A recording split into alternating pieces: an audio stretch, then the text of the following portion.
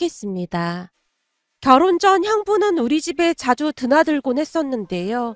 우리 가족과 특히나 아빠와 사이가 그렇게나 좋을 수가 없었습니다. 우리 집은 언니랑 저 둘뿐이어서 아빠도 착하고 듬직한 형부를 참 좋아했어요. 이미 결혼을 했으니 호칭은 형부라는 호칭을 사용하도록 하겠습니다. 암튼 형부는 일주일에 두세 번은 우리 집에 놀러 오곤 했습니다. 하물며 언니가 야근을 하는 날에도 혼자 와서는 식사까지 하고 갈 정도로 넉살이 좋았다고 해야 할까요? 아빠와 쉼없이 대화를 하다 돌아갔을 정도였거든요. 그러던 중 언니와 형부의 결혼 이야기가 나오기 시작했는데요. 그 누구보다도 아빠가 결혼을 서둘렀어요. 어느 날 아빠가 형부에게 진지하게 말을 꺼냈어요. 정서방, 둘이 사귄 지 벌써 한참 됐는데 대체 결혼은 언제 할 건가? 그렇죠, 아버님. 저도 빨리 결혼하고 싶은데 민영이가 조금 더 있다가 하자고 합니다. 민영아, 무슨 이유라도 있는 거니? 아빠가 언니에게 물었는데요. 아니, 그런 건 아니고 나 이제 30인데 너무 아깝다는 생각이 들어서. 개뿔 아깝긴 뭐가 아까워. 네가 어디 가서 정서방 같은 사람 다시 만날 수 있을 것 같아? 아빠가 가끔 깜빡하는 것 같아서 말하는 건데 정서방이 아빠 아들이 아니고 내가 아빠 친딸이잖아. 근데 지금 이 상황에서 아빠 입장 정리가 뭔가 이상한 것 같지 않아? 이상하긴 뭐가 이상해. 정서방 마음 변하기 전에 얼른 결혼해. 정서방 마음이 왜 바뀌어? 정서방은 나밖에 모르거든? 언니가 말도 안 되는 소리 하지 말라는 듯이 입을 삐죽이고 있었는데요. 엄마마저도 한마디를 거들었어요. 나도 네 아빠 생각이랑 같아. 너 아침에 하고 나오는 머리꼴을 정서방이 보기라도 하면 주랭랑을 치고도 남을걸. 30년을 같이 산 나도 아침마다 깜짝깜짝 놀라는데 정서방이야 오죽하겠어. 엄마, 그걸 대놓고 말하면 어떡해. 그리고 아직 결혼도 안 했는데 다들 왜 정서방이라고 부르고 난리야. 언니가 엄마를 있는 대로 노려보고 있었는데요. 뭔데요? 뭘 보고 놀라는데요? 형부의 물음에 엄마가 큰 결심을 한 듯 형부에게 조용히 말을 꺼냈어요. 자네 우리 딸이랑 확실히 결혼할 거지? 그러니까 내 말은 어떤 경우라도 마음 안 변할 자신 있느냔 말이야. 아니, 대체 무슨 말을 하시려고 그렇게 뜸을 들이시는 거예요? 아, 진짜 엄마 하지 말라고. 진짜 왜 그래. 언니가 엄마 손을 잡아 끌며 발을 동동 구르고 있었는데요. 그 모습에 저도 한마디를 거들었어요. 언니, 어차피 알게 될 건데 뭘 숨기고 그래. 그냥 이참에 이실듣고 해. 형부 정도면 이해해주지 않겠어? 그래, 맞다. 정서방은 다 이해해줄 거야. 그니까 이참에 정서방한테 진실을 밝히자. 엄마가 작정을 한 듯 형부에게 말을 꺼냈어요. 우선 자네가 확실히 해줘야 할 게 있네. 무슨 일이 있어도 우리 민영이랑 결혼한다고 맹세하게. 자, 그럼 지금부터 내가 녹음할 테니까 얼른 말해. 당연하죠. 저는 무슨 일이 있어도 민영이랑 결혼할 생각입니다. 그럼 됐고, 지금부터 자네한테 우리 가족만의 비밀을 털어놓겠네. 자, 우선은 숨을 크게 한번 들이쉬고 여기 사진을 잘 보게나. 이게 누굽니까? 사진을 보던 형부의 눈이 커질 대로 커져 있었어요. 누구긴 누구겠나. 자네 예비 신부지. 네? 이게 민영이라고요? 그동안 우리 가족이 자네를 속이려고 했던 건 아니었네만 어쩌다 보니 그리 됐네. 근데 우리 민영이가 매일 아침 이 상태이긴 한데 절대로 자네를 문다거나 해치지는 않을 걸세. 엄마가 어찌나 심각한 표정으로 말을 하고 있던지 저도 모르게 웃음이 터져나왔는데요. 그 순간 언니가 형부에게 심각하게 그리고 한편으로는 장난스레 말을 했어요. 저기 진짜 미안해. 내가 숨기려고 했던 건 아니었어. 근데 혹여나 자기가 날 두고 가버릴까봐 그랬던 거야. 이 유전자는 아빠한테 그대로 물려받은 거라 내가 어떻게 손쓸 수가 없었어. 다시 한번 말하지만 이건 내 잘못이 아니야. 언니의 말에 형부가 갑자기 큰 소리로 웃다가는 조용히 물었어요. 그래서 아침마다 머리 정리정돈한다고 그렇게 바빴던 거야? 요즘은 미용실 가면 다 해주지 않나? 그것도 웬만해야 해주는 거지. 그리고 그거 해봐야 얼마 가지도 못해. 그래서 아침마다 고데기로 맨날 쫙쫙 피고 있어. 참 불공평한 게 내 동생은 엄마를 닮아서 멀쩡하고 나만 이렇다니까. 언니가 볼멘 소리를 하고 있었는데요. 엄마 휴대폰에 있던 언니의 사진을 보며 형부가 다시 한번 박장대소를 하고 있었어요. 사실 우리 언니는 정말 심각한 악성 곱슬머리입니다. 언니는 아빠를 그대로 빼닮은 모양으로 우리 아빠 또한 사람들이 파마를 했느냐고 물어볼 정도로 정말이지 머리가 뽀글뽀글 하거든요. 그러다 보니 아침마다 언니의 머리는 정말 심각한 상태인데요. 자다가 일어난 모습이 무슨 헝클어진 사자 머리 같다고 해야 할까요? 그 머리를 아침마다 고데기로 일일이 펴고 있으니 참 대단하다는 생각만 든답니다. 아빠가 다시 한번 쐐기를 박듯 말을 했어요. 다시 한번 말하지만 그 사진을 보고 자네가 많이 놀라긴 했겠지만 그동안 우리가 딸을 잘 길들여놔서 절대 자네를 해치고 그러진 않을 걸세. 다만 주의해야 할 점이 하나 있다면 아침에 머리 고데기인가 뭔가 할 때만 그냥 놔두면 그냥 순한 양이 된다네. 그것만 명심하면 되네. 아빠의 말에 형부가 웃음을 참지 못한 채 얼굴이 시뻘개지도록 웃고 있었는데요. 한참을 웃던 형부가 큰 결심을 한 듯 가족들을 둘러보며 말했어요. 이렇게 된 마당에 저도 고백할 게 있습니다. 갑작스런 형부의 말에 이번에는 가족들이 긴장한 채 형부만 바라보고 있었는데요. 내가 보니 오늘은 아주 중요한 날이 되겠구만. 혹시 자네도 우리한테 뭔가 숨기고 있는 거라도 있는 건가? 우리 민영이 비밀보다 더 센 건지 한번 들어봄세. 아빠가 비장한 표정으로 형부에게 물었는데요. 저기 그런 건 아니고 저는 우리 가족에 대해 말씀을 드려야 할 것 같아서요. 가족이라니? 가족 중에 누구를 말하는 건가? 저희 아버지에 대해 미리 말씀을 드려야 할 것 같아서요. 자네 부친이라고 하면 공무원으로 은퇴하셨다고 들었네만. 네, 거기까지는 맞는데 저희 아버지가 세무공무원으로 은퇴를 하셨거든요. 아주 훌륭한 분이시지. 내가 많이 존경하고 있네. 저기 근데 사실 저희 아버지가 워낙 무뚝뚝하셔서 그게 좀 걱정이 됩니다. 뭐? 무뚝뚝? 사람 참 싱겁구만. 난 또 뭐라고? 그게 걱정은 무슨 걱정이 된다는 건가? 저기 그 무뚝뚝이 그냥 무뚝뚝이 아니라 하루 종일 한마디도 안 하실 때도 많습니다. 그래서 가족들조차도 많이 불편해하고 있거든요. 아무래도 결혼을 하려면 상견례도 해야 하고 할 텐데 그 부분 때문에 우리 어머니가 걱정이 태산이세요. 그런 걱정일랑은 하돌 말게나. 자네 내 별명이 뭔지 알잖나. 내 별명이 미친 친화력 아니던가. 그러니 걱정 붙들어 매게. 네, 물론 아버님 친화력 좋으신 건 저도 익히 잘 알고 있긴 한데요.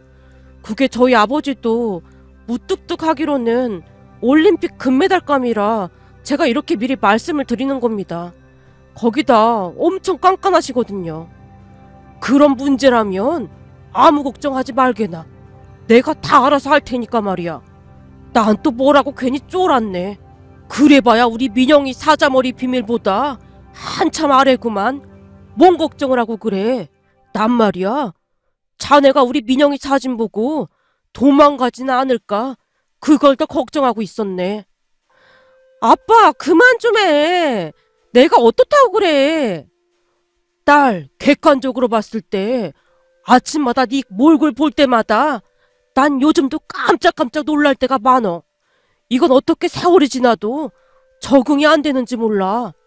정서방이나 되니까 너 데리고 간다고 하는 거야. 그니까 정서방 맘 변하기 전에 얼른 결혼해. 아빠와 언니가 티격태격 하고 있었는데요. 형부가 다시 한번 아빠에게 통보하듯 말했어요. 아버님, 저는 분명히 다 말씀드렸으니까 아버님도 나중에 딴 말 하시면 안 됩니다. 아, 글쎄 걱정하지 말라니까.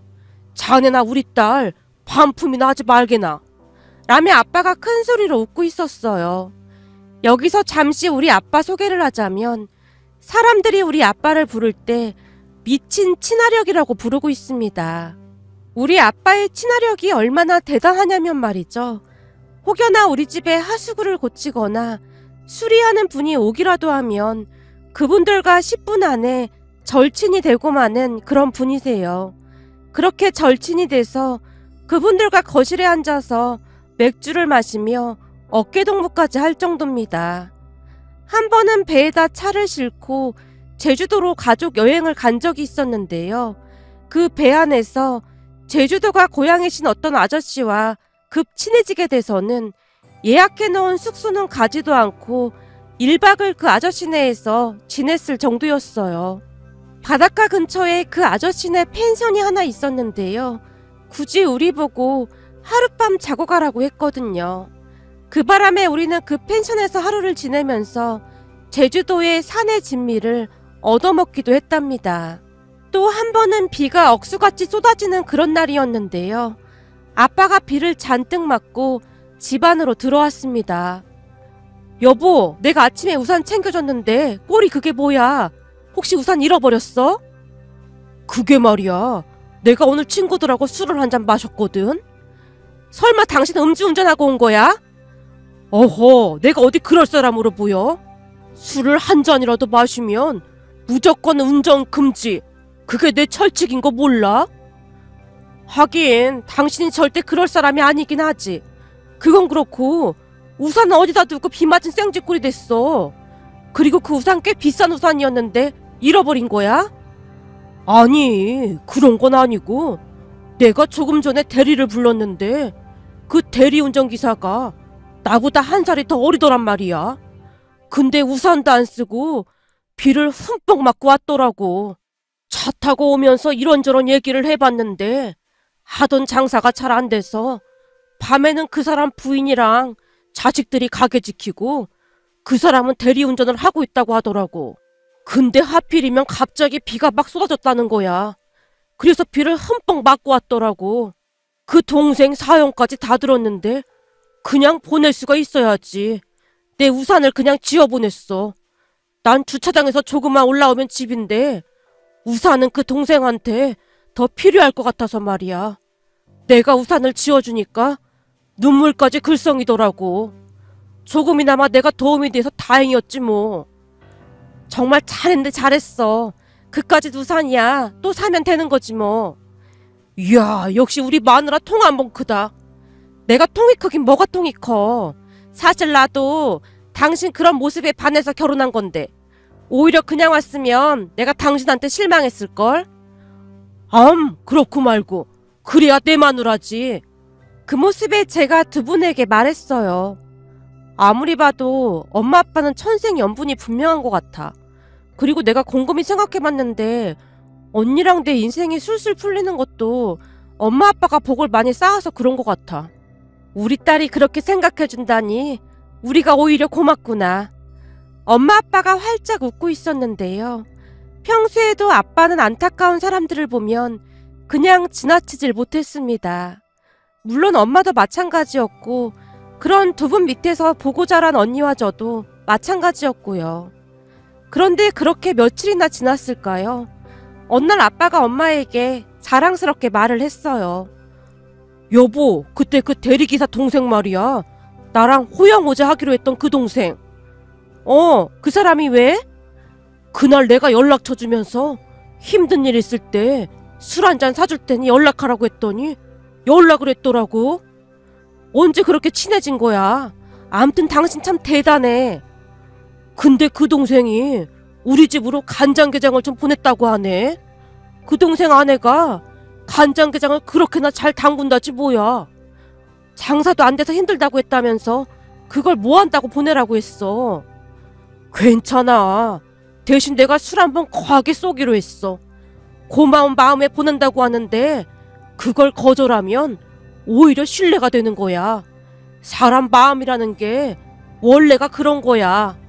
라는 말을 했어요. 그리고 그 뒤 정말로 집으로 간장게장이 배달돼서 왔는데요. 듣던 대로 정말 맛이 있더라고요. 우리 가족이 다 같이 모여서 감탄을 하고 먹었을 정도였어요. 아빠와 아저씨는 둘도 없는 친구 사이가 되었답니다. 그것뿐만이 아니었는데요. 그게 누가 됐던지 우리 아빠와 10분만 대화를 하면 대부분은 절친이 된다는 전설이 있을 정도였어요. 그랬기에 형부의 말에 아빠는 별 신경도 쓰지 않는 모습이었습니다. 그렇게 시간이 얼마나 지났을까요? 언니와 형부의 본격적인 결혼 이야기가 나오기 시작했고 상견례 날이 며칠 앞으로 다가왔는데요. 형부가 많이 불안한 모습으로 부모님께 다시 말을 꺼냈어요. 어머님, 아버님, 저희 아버지가 별로 말을 안 하시는 건 절대 민영이가 마음에 안 들어서 그런 건 아닙니다. 그러니까 오해하지 말아주세요. 글쎄, 걱정하지 말라는데 뭘 그렇게 걱정을 하고 그래? 아빠가 형부를 안심시켰는데요. 형부가 집으로 돌아가자 언니가 조심스레 말을 꺼냈어요. 내가 저번에 인사드리고 왔었잖아. 근데 진짜로 한마디도 안 하셨어. 나한테 뭐 물어보는 것도 없고 그냥 입을 꾹 다물고 식사하시고 차만 마셨어. 근데 별 뜻이 있어서 그런 게 아니라고 하더라고. 그니까 절대 오해하거나 그러지 마. 걱정 마라. 네 아빠가 있는데 뭘 그런 걱정을 해. 너 나랑 내기할래? 이 와중에 내기는 무슨 내기를 해. 난 네 아빠가 바깥 사돈 말문 연다에 20만 원 걸게. 넌 반대에 20만 원 걸어. 뭐? 20만 원? 엄마 진짜 주는 거지. 내가 보기엔 이번엔 절대 만만한 상대가 아니거든. 그래? 그럼 판돈을 좀 올리자. 30만 원으로 하자. 뭐? 30만 원? 엄마 나중에 딴소리 하는 거 아니겠지? 당연하지. 너나 5만 원짜리로다 6장 준비하고 있어. 니네 아빠가 어떤 사람인데 100% 말문 터트린다에 한 표다. 라며 엄마가 자신만만해하고 있었는데요. 아니 모녀가 지금 뭐하고 있는 거야? 나를 상대로 내기를 하겠다 그 말인 거야? 그럼 나한테도 뭔가 떨어지는 게 있어야 나도 노력을 더욱 빡시게 할 거 아니야. 그렇네. 그럼 내가 이기면 우리 큰딸한테 30만 원 받아서 당신한테 20만 원 준다. 뭐? 20만 원? 진짜지? 당신 나중에 딴 말하기 없기다. 걱정 마. 난 꼭 약속은 지키니까 당신이나 잘할 생각해. 걱정을 하덜덜 마셔. 당신 내 별명이 뭐야? 미친 친화력이잖아. 내가 이쪽으로는 아주 도 같은 사람이다 그 말이야. 10분 안에 다 끝낼 테니까 두고 봐. 라며 아빠가 자신만만해하고 있었는데요. 그런 가족들의 모습에 웃음만 나올 뿐이었어요. 그렇게 드디어 상견례 날이 되었고 다 함께 차에 올라탔는데요. 엄마가 아빠를 한껏 부추기고 있었어요. 당신 잘할 수 있는 거지? 난 당신만 믿는다. 걱정하지 말라니까. 내가 그냥 단숨에 끝내버릴게. 당신은 아무 걱정하지 마. 진짜 뭐라고 할 말이 없네. 오늘 상견례 날인데 꼭 이래야 해? 제가 가족들을 나무랐지만 다들 들은 척도 하지 않았어요. 잠시 후 상견례 장소로 들어갔는데요. 역시나 바깥 사돈 어르신이 범상치 않아 보이긴 했습니다.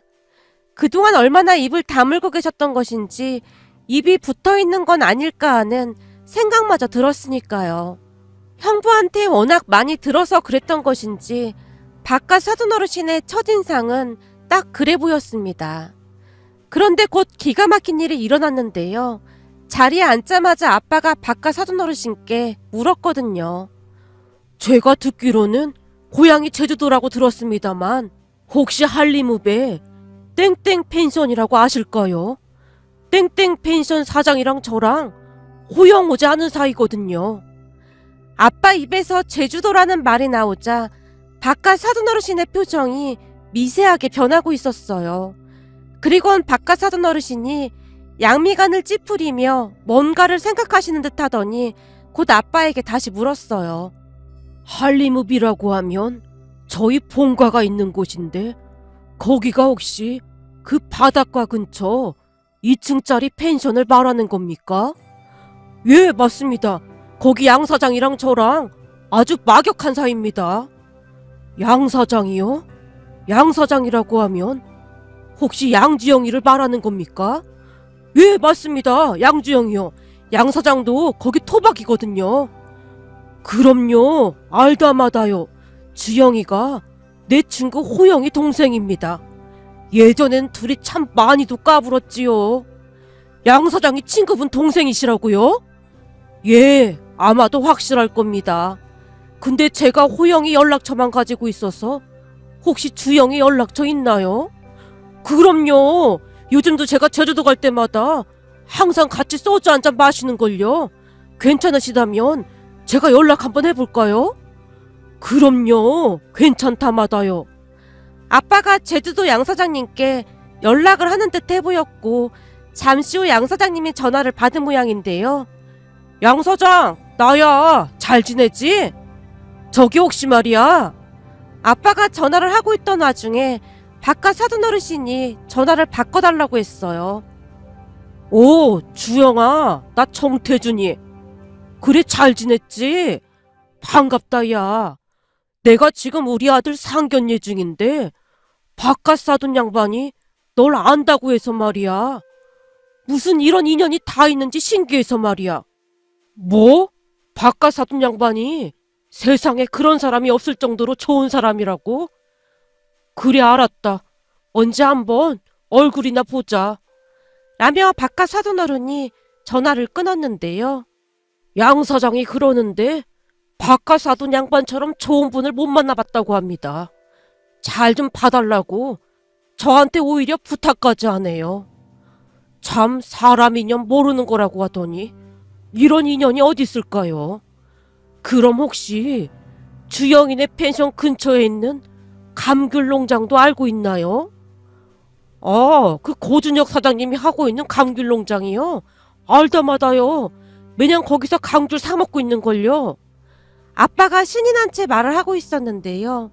일이 잘 풀려가는 느낌이 들어 기분이 좋았던 모양으로 엄마도 신나서 말을 했어요. 말도 마세요. 이 양반이 거기 감귤 맛있다고 하도 얘기를 하고 다녀서 저희가 아는 지인들은 다들 거기서 감귤 사 먹고 있는걸요.